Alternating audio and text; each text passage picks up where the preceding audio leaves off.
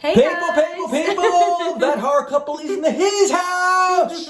What's up? We are That Horror Couple. I'm Kaylin Har, and I'm Robbie Rob James. And continuing our week of slasher films, HQ Slasher Film Week. Krista, the horror queen on Instagram, Yes. is posting this week, and it's taking over the internet. Mm-hmm. But why stop there? We're going to bring this shit to YouTube. We wanted to bring the party to YouTube. And All platforms. All platforms. Yes. It's going on my Tinder. It's going on my adult friend finder. Slasher Film Week. It's going there too.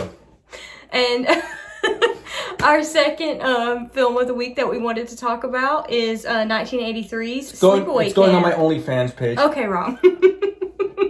That horror couple. Oh, yeah. That horror couple. It's us. That horror couple. That horror couple. And they talk about horror. Like and subscribe.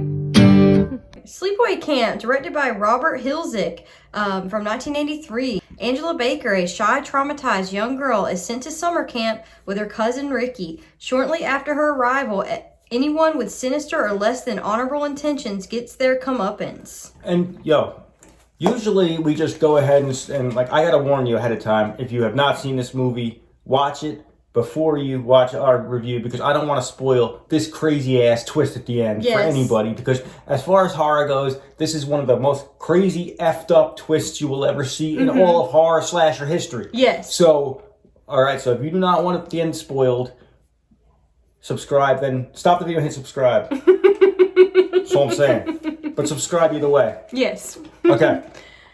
So let's get into it. We definitely also want to point out any older horror films that we talk about on here, they're going to be spoiler-heavy reviews, guys. Just to let you know, the only spoiler-free reviews we really do are the new movies that come out. So just to warn you ahead of time. Don't say you weren't warned, motherfucker. Sleepaway Camp, starring Felissa Rose, Jonathan Tiersten, Karen Fields, and Christopher Collette. So at the beginning of the film, there's a brother and a sister and a dad on a boat, and there's this horrible boating accident, and you think that Angela is the one that survives and Peter dies. It skips ahead a few years later, and Angela's living with her aunt and her cousin Ricky, and they go out, and she ships them off to Camp Arawak. Her fucking aunt, man. I hated that character. Oh my god. Angela! Oh man, I just want to hit her in the face. So our likes of the film, right off the bat, I love the tension building of this story. We love that it's like a whodunit. It's a mystery. Yeah, it's like a mystery movie. You don't know who's doing the killing. Those are always so awesome to watch, because you're sitting there, if it's a first time watch for you, you're sitting there second guessing yourself the whole film. You're like, it could be this character. Well, yeah, a lot of the kills were point of view shots. So yeah, it was like a mystery whodunit type thing. Very similar to like the first Friday the 13th. Yes. I love the setting of the film, that it happens at a summer camp. I think that is the perfect setting for a slasher film. I love that. It's like the embodiment of a slasher film, it happening at a summer camp. When you talk about summer camp slashers, I think Friday, The Burning, and I think Sleepaway Camp. I think those three, this is like in there. I'm trying to think. Maybe Mad Men. I don't know, but like this film has to be. It's in that category of like summer camp slashers, and it fits it so perfectly. Yeah. What I liked is just Felissa's character was traumatized from the events of what happened earlier in the movie, with the whole accident, losing her parents, and having to be raised by her aunt. So like the character was mute, much like kind of reminds me of Jamie Lloyd in Halloween 4? Halloween 5. Or 5, I'm sorry. She wasn't talking the whole time, but like I just her mannerisms kind of made it like almost funny in a way, kind of like not a horror comedy, but it was like humorous. She was just like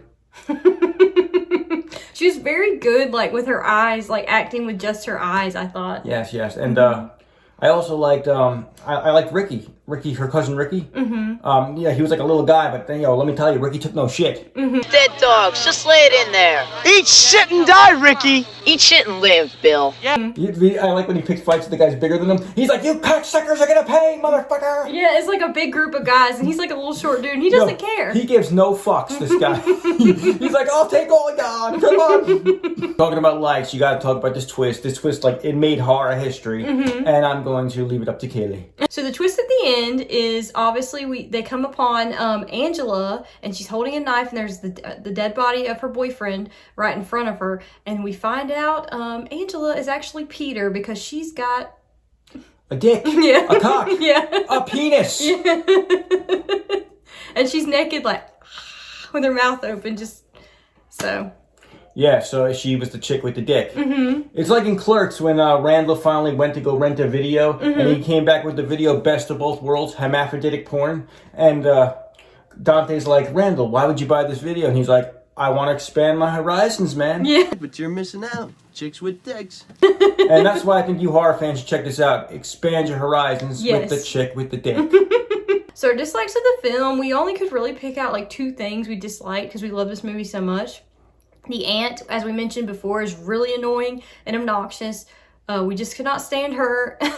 And the other would be that even though we like that the characters are assholes because we like when they get killed off, it's also that they're assholes, so they're not likable, so that's a dislike. Yeah, for me, I don't know if this is a like or dislike because I sort of think it's funny, but how about that old camp counselor that had a date with like the teenager? Oh, And yeah.